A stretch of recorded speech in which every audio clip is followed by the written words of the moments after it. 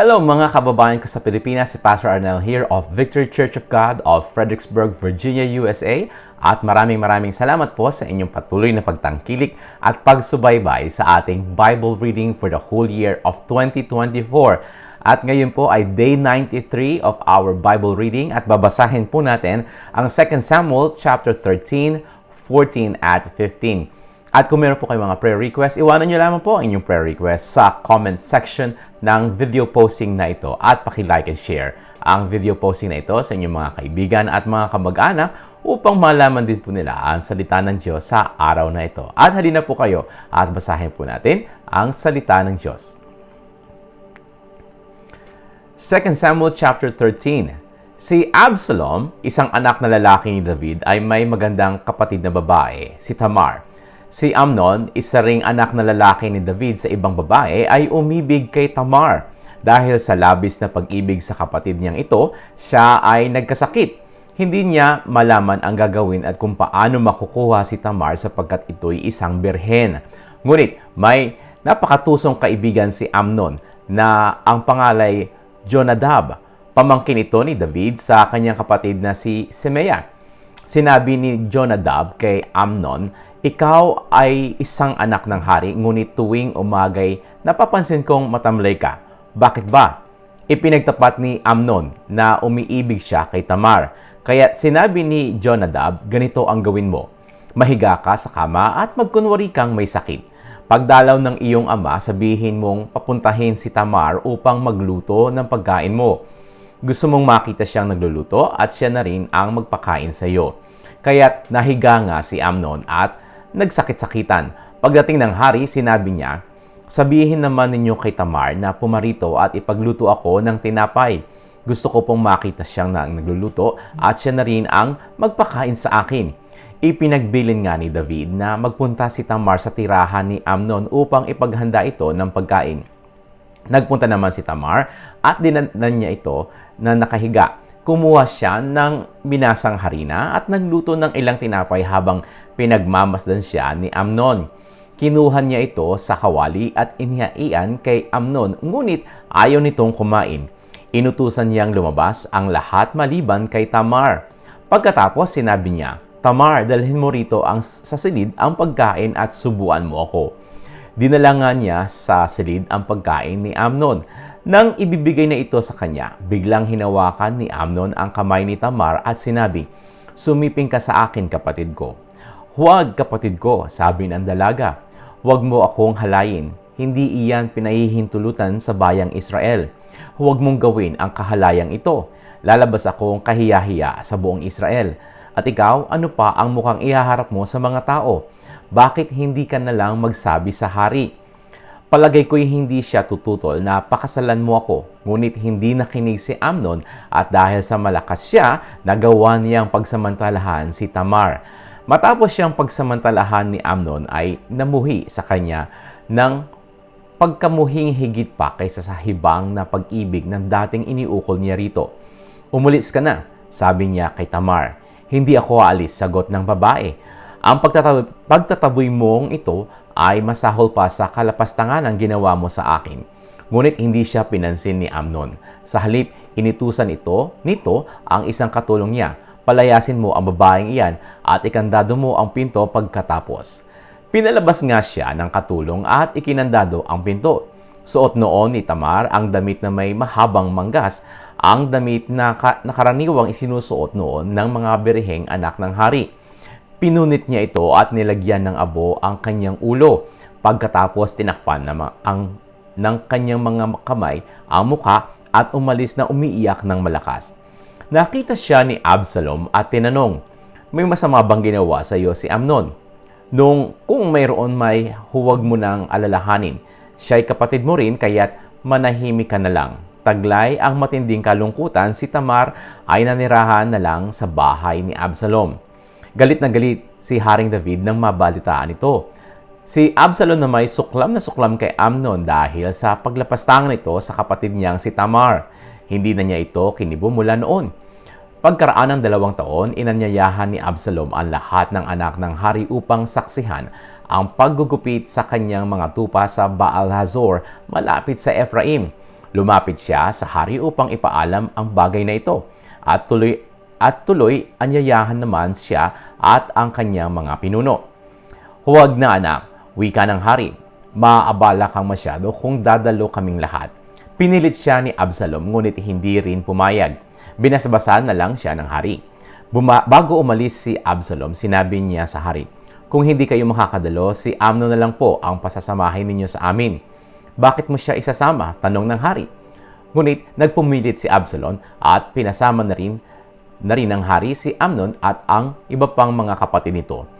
Iniutos ni Absalom sa kanyang mga alipin, "Bantayan ninyo si Amnon at kapag lasing na, senyasan ako at patayin ninyo siya. Hindi kayo dapat matakot. Ako ang mananagot nito. Lakasan ninyo ang inyong loob at huwag kayong mag-aatubili." Ganoon nga ang ginawa ng mga alipin. Pinatay nila si Amnon kaya't nagmamadaling tumakas ang mga anak na lalaki ng hari sakay ng kani-kanilang mola. Nasa daan pa sila'y may nagbalita na kay David na pinatay ni Absalom ang lahat ng anak niyang lalaki. Kaya tumayo siya, pinunit ang kanyang kasuotan at naglumpasay sa lupa. Pinunit din ng mga alipin niya ang kanilang damit. Ngunit si Jonadab, ang pamangkin ni David kay Semia, ay lumapit sa hari. Sinabi niya, "Huwag po kayong maniwala na pinatay ang lahat ninyong anak na lalaki. Si Amnon po lang ang pinatay. Siya po lamang ang pinag-initan ni Absalom mula sa pagsasamantala niya kay Tamar. Kaya huwag po kayong maniwala sa balitang iyon. Talaga pong si Amnon lamang ang pinatay." Samantala, si Absalom ay tumakas matapos ipapatay si Amnon. Ang bantay sa palasyo ay may natanaw na pulutong ng mga taong bumababa sa burol sa gawin ng Horonaim. Kaya't sinabi ni Jonadab sa hari, "Dumarating na po ang mga anak ninyo, tulad ng sinabi ko sa inyo." Nag-uusap pa sila'y dumating nga ang mga prinsipe na nag-iiyakan. Umiyak rin ang hari at ang kanyang mga lingkod. Mahabang panahon nagluksa ang hari dahil sa pagkamatay ni Amnon. Si Absalom naman ay nagtago kina Talmai, anak ng haring Amihud ng Geshur. 3 taon siyang nagtago roon. Pagkalipas ng pagdadalamhati ng hari sa pagkamatay ni Amnon, nanabik siyang makita si Absalom. 2 Samuel chapter 14. Napansin ni Joab, anak ni Zeruias, na ang hari ay nananabik na makita si Absalom. Kaya't nagpahanap siya sa Tekoa ng isang matalinong babae. Nang dumating ito at sinabi niya, "Magsuot ka ng panluksa at magkunwari kang biyuda. Huwag kang mag-aayos para magmukha kang matagal nang nagluluksa. Pagkatapos pumunta ka sa hari at sabihin mo sa kanya ang ipagbibilin ko sa iyo." Matapos silang mag-usap ni Joab, lumakad na nga ang babae. Pagdating sa hari, siya ay nagpatira pa bilang pagbibigay galang. Sinabi niya, "Tulungan po ninyo ako, mahal na hari." "Bakit? Ano bang nangyari sa iyo?" tanong ng hari. "Ako po'y isang biyuda. May 2 akong anak na lalaki. Minsan po'y nag-away sila sa bukid. Walang umawat sa kanila kaya't napatay ang isa. Dahil doon, pinuntahan ako ng mga kamag-anak ng aking asawa. Galit na galit po sila at pilit na kinukuha ang anak kong buhay upang patayin din dahil sa pagkapatay nito sa kanyang kapatid.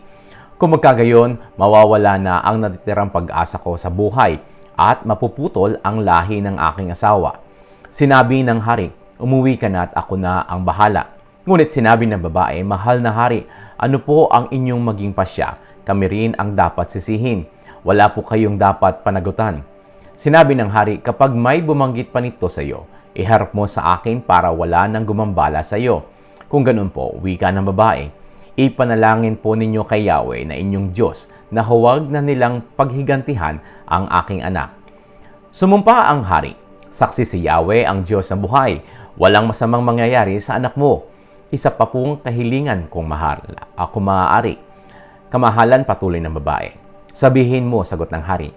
At nagsalaysay ang babae, "Bakit po naman naisipan ninyong gawin ang ganoong kasamaan sa bayan ng Diyos? Sa inyo na rin pong bibig nanggaling ang hatol sa inyong kamahalan sa hindi ninyo pagpapabalik sa inyong anak na inyong ipinatapon. Mamamatay tayong lahat at matutulad sa tubig na matapos matapon ay hindi na mapupulot. Kung hindi man ibinalik ng Diyos ang buhay ng isang patay, ginagawan naman niya ng paraang mabalik ang isang ipinatapon. Sinabi ko po ito sa inyo dahil sa pagbabanta sa ng mga tao. Inisip ko pong kung ito'y ipagtapat ko sa inyo, maaaring dinggin ninyo ako at tulungan. Kaya't maliligtas ako at ang aking anak sa mga nagtatangka sa aming buhay at naghahangad na angkinin ang lupaing ipinamana ng Diyos sa kanyang bayan. Iniisip ko rin po na ang salita ninyo ay makapagdudulot sa akin ng pananatagan sapagkat tulad kayo ng anghel ng Diyos na nalalaman ang lahat ng bagay. Sumainyo nawa si Yahweh na inyong Diyos. Sinabi ng hari, tatanong kita, magsabi ka ng totoo. Opo, kamahalan, wika niya. May kinalaman ba si Joab sa ginagawa mong ito? Tanong ng hari. Mayroon nga po, tugon niya. Totoo pong ang lingkod ninyong si Joab ang nag-utos nito sa akin. Siya pong kumatha ng lahat ng sinabi ko. Ginawa po niya ito upang ipaalaala sa inyo ang katayuan ng inyong anak. Ngunit kayo, kamahalan, ay kasing talino ng anghel ng Diyos at alam ninyo ang lahat ng nangyayari sa lupain. Dahil sa ginawang ito, tinawag ng hari si Joab at sinabi, pumapayag na akong pauwiin mo narito si Absalom. Buong pagpapakumbaba na nagpatira pa si Joab at nang mabasbasan na sinabi niya, ngayon ko po natiyak ang kagandahang loob ng inyong kamahalan sapagkat pinagbigyan ninyo ang aking kahilingan. At siya'y nagpaalam. Nagpunta agad si Joab sa Gesur at isinama sa Jerusalem si Absalom. Ngunit hindi pa pinahihintulutan ng hari na iharap sa kanya ito kaya't doon na siya nagtuloy sa sariling tahanan. Walang lalaki sa Israel na hinahangaan sa kakisigan tulad ni Absalom. Walang maipipinta sa kanya mula ulo hanggang paa. Buhok pa lamang nito na minsan lamang gupitin sa loob ng 1 taon ay mahigit ng 3 kilo. Siya ay may anak na 3 lalaki at isang napakagandang dalaga na Tamar ang pangalan. 2 buong taon na nanatili si Absalom sa Jerusalem na hindi man lang siya nakita ng hari. Minsan ipinatawag niya si Joab upang suguin sa hari, ngunit hindi ito pumayag. Ipinatawag niyang muli ito, ngunit hindi rin siya sinunod. Kaya't sinabi ni Absalom sa kanyang mga alipin, alam ninyong may karatig akong bukid ni Joab na may tanim na sebada. Puntahan ninyo ito at sunugin. Sinunog nga ng mga alipin ang bukid na iyon. Nagpunta agad si Joab kay Absalom at sinabi, bakit sinunog ng mga alipin mo ang aking bukid? Sumagot si Absalom, 2 beses kitang pinakiusapang dalhin sa hari ang aking kahilingan sa kanya, ngunit hindi mo ako pinansin. Bakit pa ako kinuha sa Gesur? Mabuti pang hindi na ako umalis doon. Dalhin mo ako sa hari ngayon din at kung ako'y may kasalanan, handa akong mamatay. Nang marinig niya ito, nagpunta si Joab sa hari at matapos nilang mag-usap, si Absalom ay pinatawag. Humarap naman ito sa hari sa buong pagpapakumbaba ng nagbibigay galang at hinagkan siya ng hari. 2 Samuel chapter 15. Nang makabalik na si Absalom, naghanda siya ng sariling karwahe, mga kabayo at 50 tauhan. Maaga siyang bumangon tuwing umaga at tumatayo sa tabi ng daang papasok sa lungsod. Ang bawat pumupunta roon ay na may dalahang usapin para isangguni sa hari ay tinatanong niya kung taga saan. Kapag sinabi ng tinanong ang liping pinagmulan, sinasabi agad ni Absalom, may katuwiran ka sa usapin mo. Kaya lang, walang inilagay ang hari na mag-aasikaso sa iyo. Idinaragdag pa niya na ang ganito, kung ako sana'y isang hukom ng bansa, tatanggapin ko ang bawat kasong dadalhin sa akin ng sinuman at bibigyan ko siya ng katarungan. Ang bawat lumapit upang magbigay galang sa kanya ay agad niyang hinahawakan at hinahagkan. Ganito ang laging ginagawa ni Absalom sa mga Israelitang humihingi ng katarungan sa hari. Kaya't nakuha niya ang loob ng mga ito. Lumipas ang 4 na taon at sinabi ni Absalom sa hari, pahintulutan ninyong magpunta ako sa Hebron upang tuparin ko ang aking panata kay Yahweh. Nang nakatira pa ako sa Gesur ng Aram ay nangako ako ng ganito, kung lolobin ni Yahweh na ako'y makabalik sa Jerusalem, pupunta ako at sasamba sa kanya. Pinayagan naman siya ng hari. Kaya't naghanda agad si Absalom at nagpunta sa Hebron. Ngunit bago lumakad, siya'y lihim na nagpasugo sa lahat ng angkan ng Israel at ito ang ipinasabi, kung marinig ninyo ang tunog ng trumpeta, isigaw ninyo, mabuhay si Absalom, ang hari ng Hebron. Buhat sa Jerusalem, nagsama siya ng 200 lalaki, ngunit ang mga ito'y walang nalalaman tungkol sa balak niya. Habang nag-aalay si Absalom ng kanyang mga handog, ipinasundo niya si Ahithophel na taga-Gilo at isang tagapayo ni David. Dumami ang mga kasabwat at naging tagasunod ni Absalom. Dumating kay David ang balitang si Absalom na ang kinikilalang hari ng Israel. Sinabi niya sa mga kasama, mabuti pa'y umalis na tayo sa Jerusalem. Kung hindi, nanganganib tayo kay Absalom. Magmadali tayo at baka tayo'y abutan niya. Kapahamakan ang sasapitin natin sapagkat wala siyang igagalang isa man sa lungsod. Sumang-ayon naman ang mga lingkod ng hari. Handa po kaming sumunod sa inyo, sabi nila. Kaya't umalis agad si David kasama ang lahat sa palasyo maliban sa 10 asawang lingkod. Iniwan niya ang mga ito upang mangalaga sa palasyo. Pagsapit nila sa kahulihang bahay sa lungsod, sila'y huminto. Tumayo sa tabi ng hari ang kanyang mga aliping habang minamasan niya ang dumaraang mga pangkat. Ang mga ito'y binubuo ng personal na mga bantay ng hari at 600 tagagat na sumusunod sa kanya. Nang makita ng hari si Itai, tinawag ito at sinabi, kasama ka rin pala. Mabuti pa'y bumalik ka na sa Jerusalem at hintayin mo roon ang bagong hari. Ikaw ay dayuhan lamang at na pinatapon dito ng iyong bansa. Hindi ka pa nagtatagal dito at hindi ka dapat sumama sa aming paglalagalag. Hindi ko alam kung saan ito hahantong. Isama mo ang iyong mga kababayan at bumalik na kayo. Naway si Yahweh ang maging matatag na tapat at tapat mong kaibigan. Ngunit sinabi ni Itai, kamahalan hanggat si Yahweh at ang hari ay nabubuhay, sasama kami sa iyo o sa inyo saan man kayo pumaroon kahit ito'y aming ikamatay. Sinabi ni David, mabuti kung gayon, magpatuloy ka. Nagpatuloy nga siya kasama ang mga tauhan at ang kanilang mga pamilya. Umiyak ang mga taong bayan habang umaalis ang hari at ang kanyang mga tauhan. Tumawid sila ng batis ng Kidron at nagtuloy sa ilang. Kasama rin nila ang paring si Zadok at lahat ng Levitang nagdadala ng kaba ng tipan. Ibinaba muna nila ito hanggang makalabas ng lungsod ang mga tao. Kasama rin nila ang paring si Abiatar. Tinawag ng hari si Zadok at sinabi, ibalik mo na sa lungsod ang kaba ng tipan. Kung nasisiyahan sa akin ng Diyos, ibabalik niya ako at makikita kong muli ang kaban na sa pinaglagyan nito. Kung ako'y na may hindi na kinalulugdan, mangyari nawa sa akin ang kanyang kalooban. Sinabi ng hari kay Zadok, hindi ba't ikaw ay isang propeta? Bumili kayo ni Abiatar at isama ninyo ang anak niyang si Jonathan at ang anak mong si Ahimaas. Mag-iingat kayo. Dito muna ako sa ilang sa tabi ng batis at maghihintay ako ng inyong balita. Ang kaba ng tipan ay ibinalik nga ni Zadok at Abiatar sa Jerusalem at doon muna sila nanatili. Si David ay umiiyak na umakyat sa bundok ng mga olibo. Wala siyang sandalyas at nakatalukbong, tanda ng kalungkutan. Lahat ng kasama niya ay nakatalukbong at umiiyak ding umakyat. May nagbalita sa hari na si Ahithophel ay kabilang sa mga kasabwat ni Absalom. Kaya't nanalangin siya, Yahweh, sana'y gawin ninyong kahangalan ang mga payo ni Ahithophel.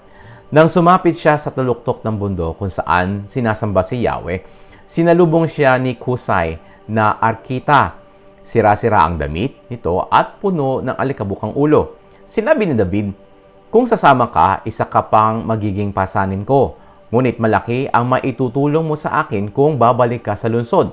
At pagdating ni Absalom, sabihin mo sa kanyang maglilingkod ka sa kanya tulad ng ginawa mo sa akin. Ngunit lagi mong sasalungatin ang payo na sa kanya ni Ahithophel. 2 pari ang kasama mo roon, sina Zadok at Abiatar. Lahat ng iyong maririnig sa palasyo'y sasabihin mo agad sa kanila. Si Ahimaas na anak ni Zadok at si Jonathan na anak naman ni Abiatar ay kasama nila roon. Ang 2 ito ang gawin mong tagapaghatid sa akin ng anumang balita.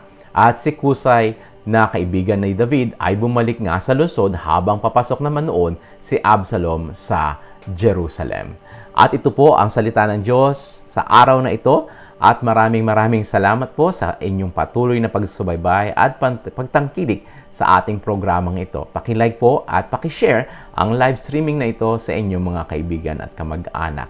At pagpalain po kayo ng ating Diyos na banal at buhay, sa pangalan ng Panginoong Hesukristo at sa pamamagitan ng Espiritu Santo, ito'y aking panalangin para sa inyo. Amen at Amen.